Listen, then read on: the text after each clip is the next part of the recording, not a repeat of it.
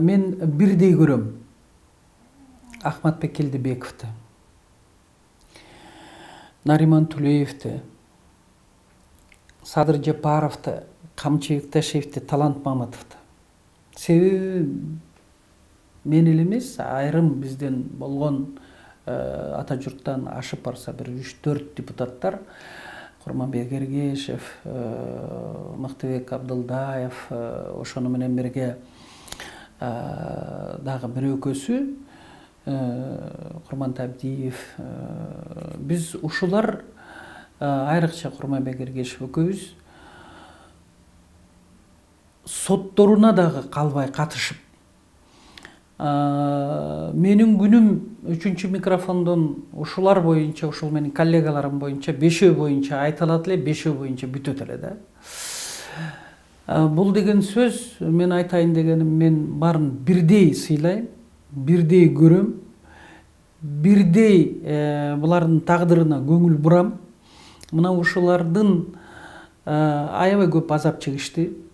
Алмазбек Шаршеновичке айтчу элем, Алмазбек Шаршенович, сиз аларды камап коюңуз, мандатын алып коюңуз, эркиндигинен ажыратыңыз, бирок бир нерсесин Кудай эле албаса сиз дагы ала албайсыз депчи. Ал эмне? Аналардын жаштыгы. Алар жаш саясатчылар. Алар акырындык менен келишет дагы бийликке жетип, мамлекетти, элди башкарат бир күн деп айткан элем. Ошондо силер баштаган өч алуу айлампасы аябай күчүнө толот деп. Мен айтайын деген оюм, биринчиден мен аларга бирдей мамиле жасаганым эл журт билип койсо. Экинчиден Алмазбек Шаршеновичтер, Текебаевтер баштаган өч алуу айлампасы тилекке каршы ошол токтобой атат. Мен кайрылып кетет элем азыркы бийликтегилерге.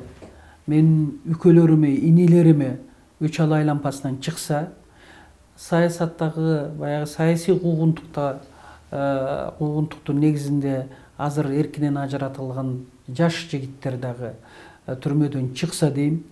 Ошондой эле ошол эле президент Алмазбек Шаршеновичке дагы мүмкүнчүлүк берсе, мындай айтып атпайбы, ден соолугу начар деп, мындай ден соолугун чыңдап алганга убагында мен киргенде больницага чыгарып койгула, могу 5 менин коллегам дегенде жок дебей чыгарчу эле. Абдил Сегизбаев экөөбүз жолугуп, Садыр Жапаровдун балдарын милиция ургандачы, канжалатып, эсиңерде бар, 2017-жылы.